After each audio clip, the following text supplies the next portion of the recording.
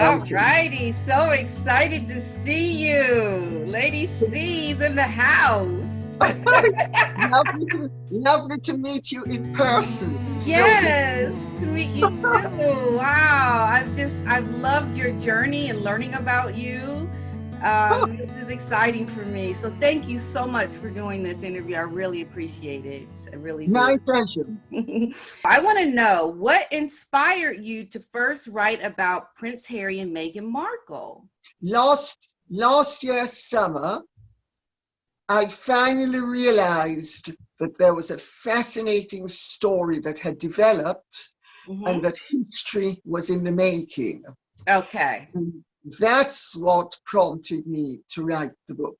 When I realized that, because I was initially one of Meghan's greatest supporters, being Jamaican, I had high hopes for Meghan. I understood in a way that a white English woman might not understand how important it was for people of color all over the world that Meghan wasn't only entering the royal family, but that she was going to be a great success. And as the whole thing started to unravel, I began to realize that this was history in the making.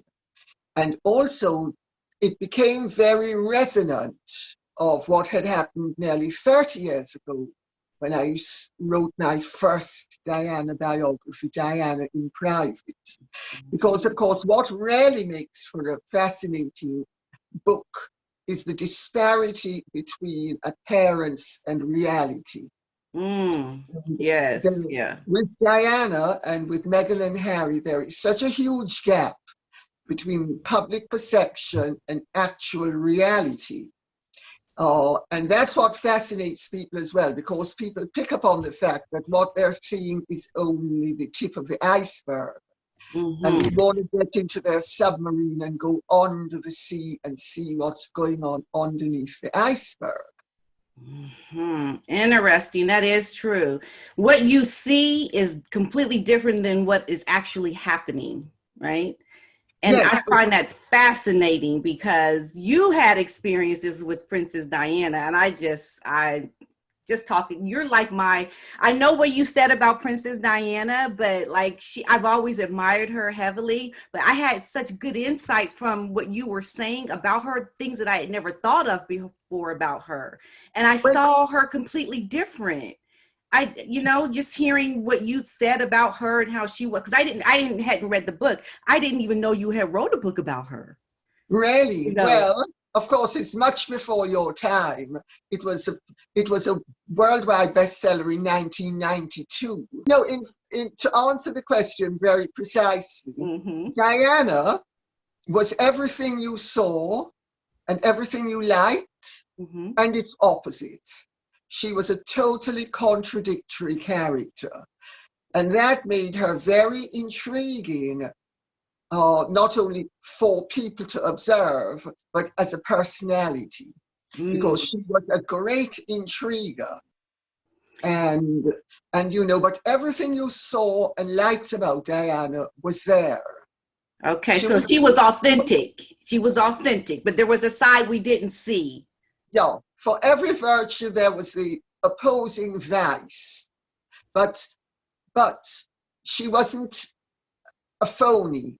She was a bit of an actress. I mean, they used to call her the actress, and of course, Meghan is an actress. Interesting. I didn't know they called her the actress. Yeah, they used to call her the actress, but she was. But a lot of what you saw, the compassion, the fun-loving, the sincerity, it was all there.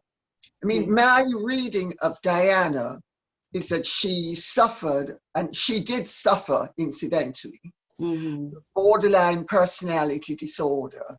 She exhibited absolutely every one of the classical symptoms of borderline personality disorder, which meant that she would go from A to Z via P, Q, S, T, and F, all within an hour. And it meant that each of them was her authentic personality, It's just that the roller coaster ride, which was terrible for her as well, because, and she had a great fear of abandonment, because Diana was very damaged by what happened when she was a child with her parents' divorce. Right. And so that's the key to Diana. She was living out in adulthood the traumas of childhood and the fears of childhood. So there are parallels, but there are significant disparities and differences between the present and the past. And it doesn't behoove you to forget that, because there are tremendous differences as well. Absolutely. Interesting. Wow. I'm going to go back and read. I'm going to read your book on her. The best book, well, the two good books to read are Diana in Private, The Princess Nobody Knows, which was the contemporaneous 1992 book, which was the very first book about Diana, the one that said that she had an eating disorder, that she had lovers, that she wanted out, that Charles had a girlfriend, you know, everything virtually that was revealed about Diana, I revealed. I know the press like to say that Morton revealed it, but Morton didn't reveal practically anything. I revealed it. Yeah. Barbara in the Sunday Times has been a great pains to point out over the years. And she, but then the other book that's really very, I would say is definitive, that is The Real Diana, which I wrote. And you should read the English edition, which was published in 2004, as opposed to the American edition, which was published in 1998. Because in the English edition, I give all of my sources. In the American edition, because it was just a year after her death, and I had to protect a lot of people, I didn't give my sources. But 8 years later, it was... Is that 8 years? No, 6 years later. My math is off.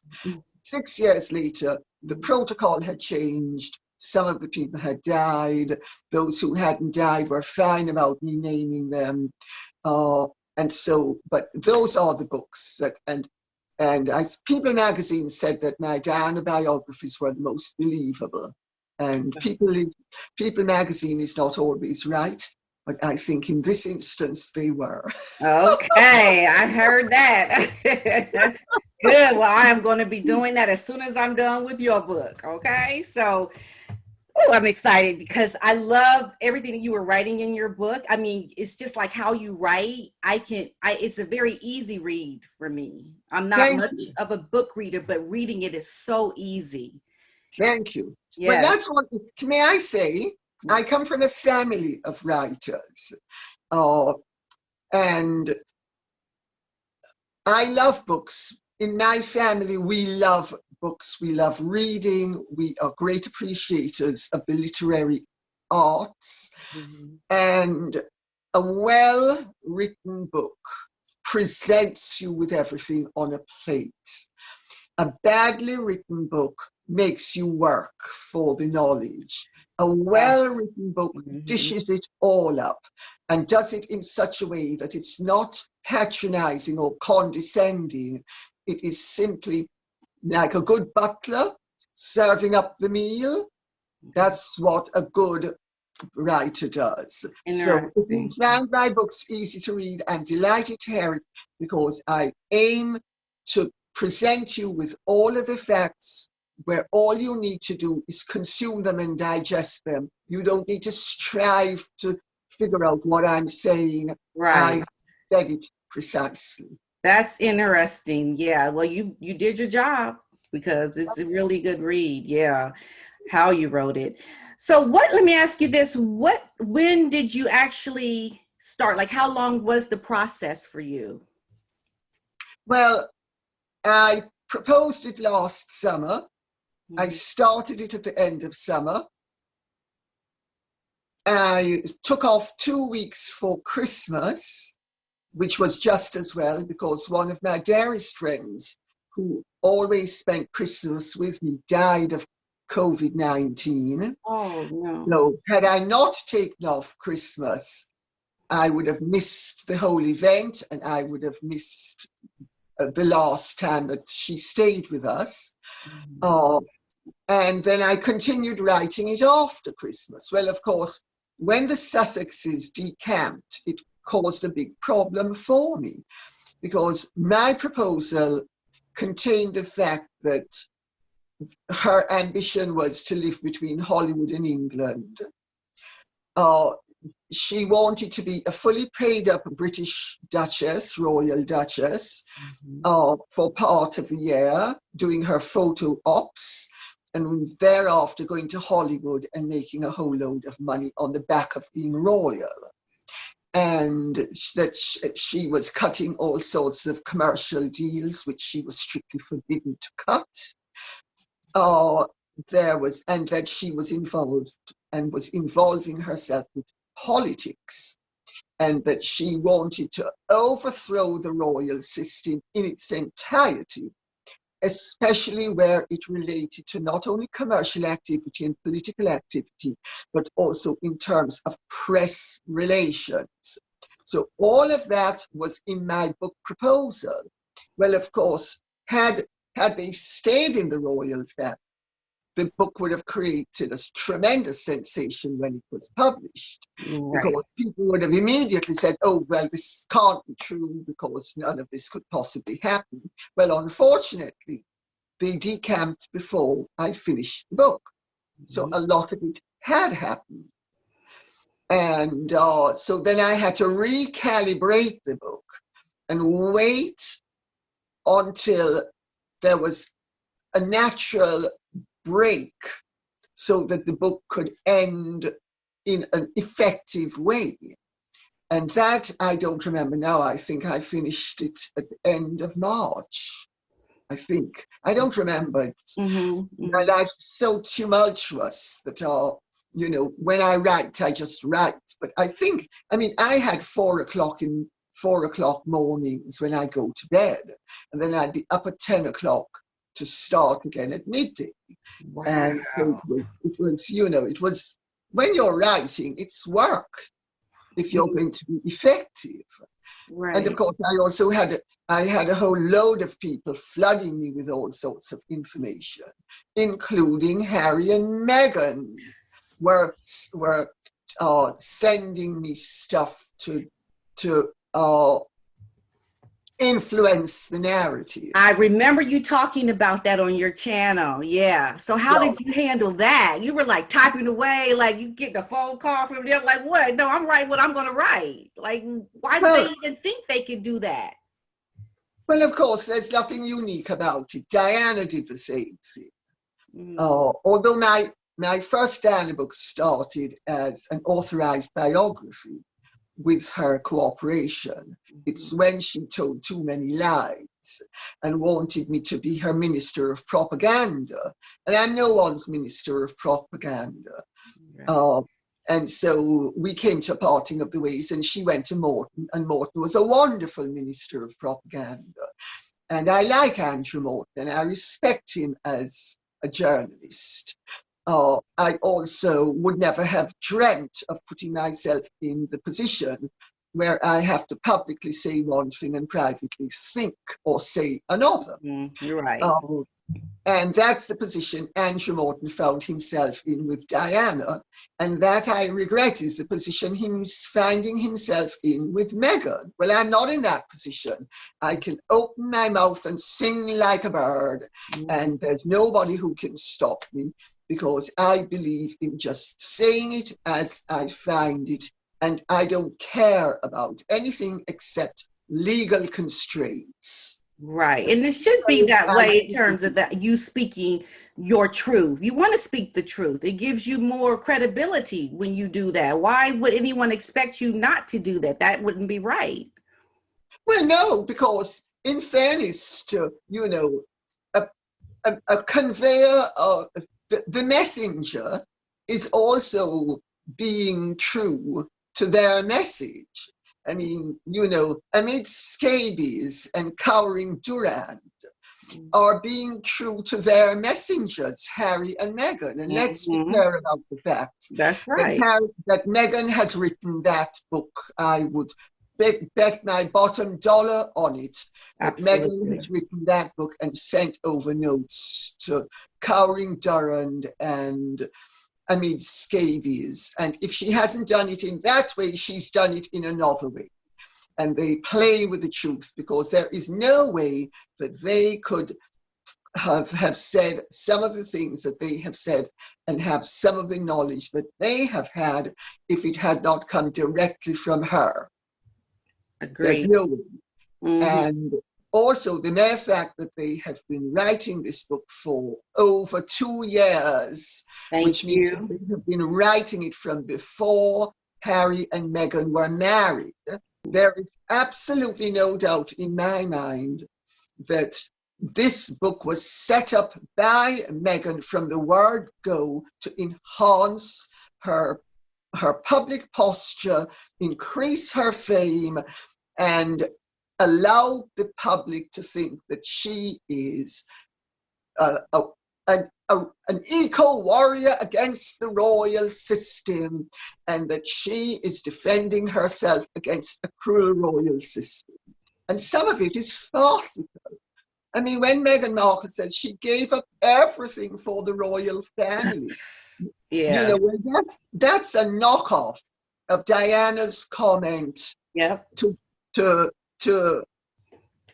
James Gilby on the Squidgygate tape, what she had done for this, and she said, effing family. Family, yep, I remember that, yep. And well, Diana did something for the family. Meghan's done nothing for the family except create havoc, I'm sorry to say. Right.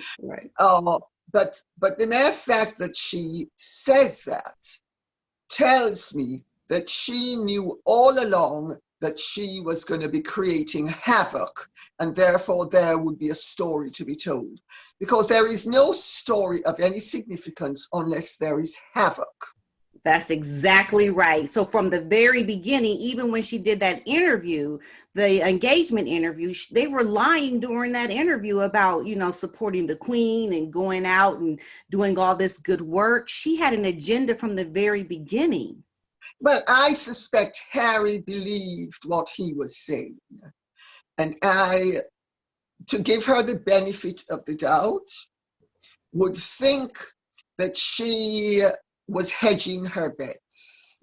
That if it worked out for her, fine. If it didn't, she had plan B in place. Because I think in her ideal world, she was going to remain in the royal family as a fully paid up member of the royal family, and using that to go to Hollywood and maximize her commercial enterprises and spin it into her political ambitions, all of which show how naive and unrealistic she is, because the two things are completely incompatible. But what we find ourselves in is the transfixing situation of Harry and Meghan trying to force the square into a round hole. But she should have known that she could not do that. I mean, from the very beginning, she should have known that she couldn't have, she was going to try to do it. But the fact that she would try.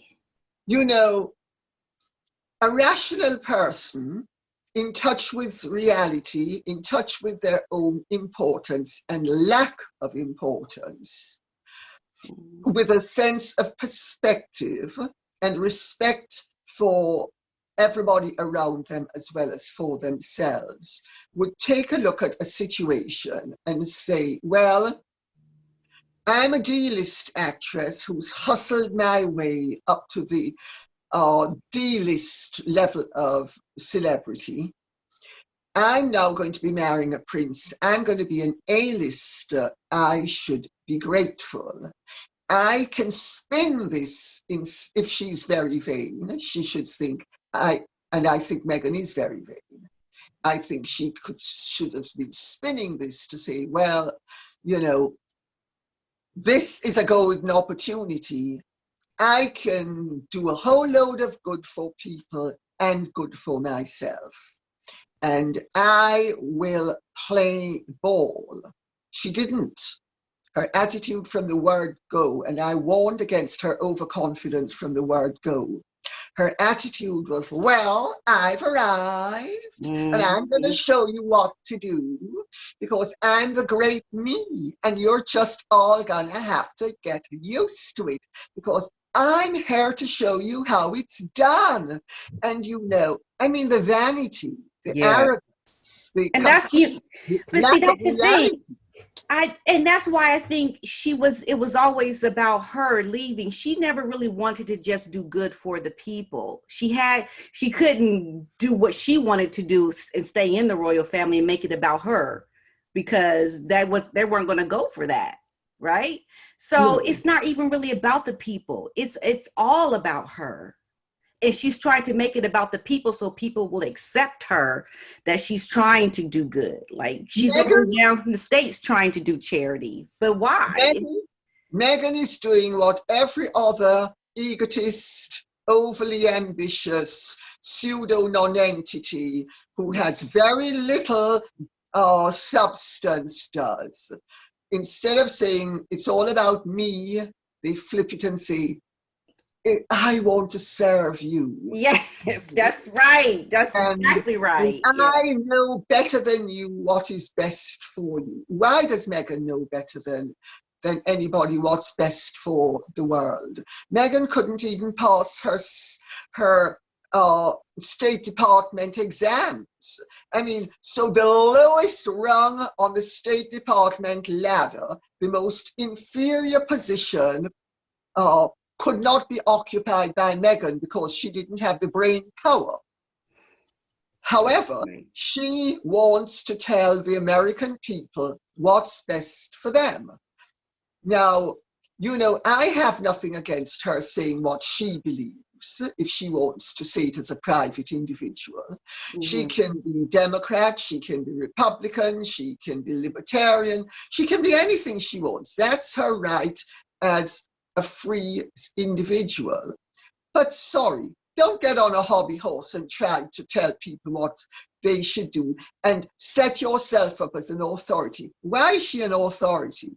Because she managed to hustle her way into a certain position. Right. I mean, she doesn't have the humanitarian instincts. She doesn't, I mean, listen to what she says.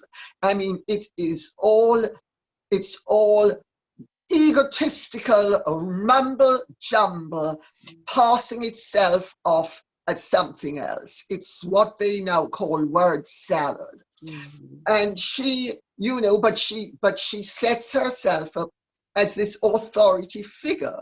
Well, that skates very much into the arena of narcissistic behavior, you know, because only somebody who is a classical narcissist feels that because of who they are, that they are entitled to tell everybody how they should lead their lives. But I'm sorry, this woman couldn't even pass the State Department exams. So she's not qualified to tell anybody how they should deal with their lives. And I think people need to remember that, which doesn't mean that she shouldn't have the freedom, if she wanted to say, I believe such and such.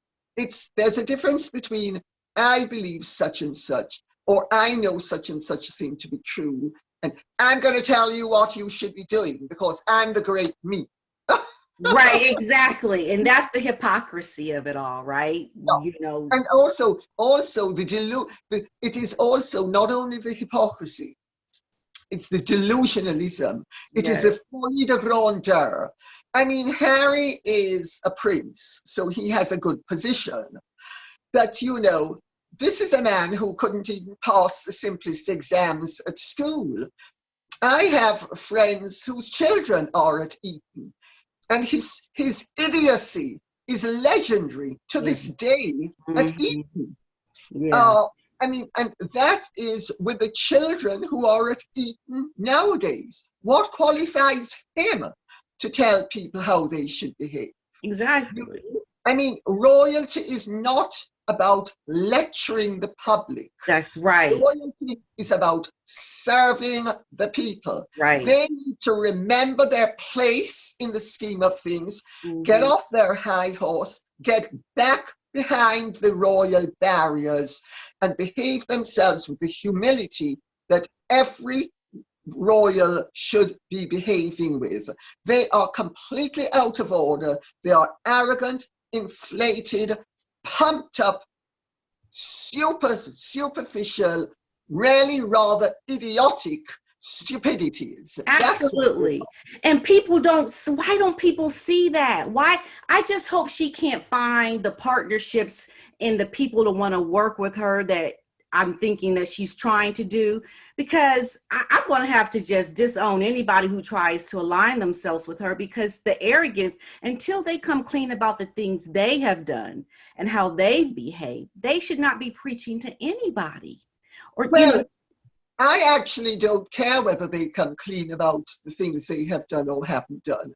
They are not to be preaching to anybody ever, full stop. Royalty is not supposed to get on television and tell people who they should vote for, what they should be thinking, right. when they should be thinking it, how they should be doing it, and what they should be doing. Royalty is there to glad hand, to represent the country and the interests of the country in as neutral a way that they represent all the people in the country.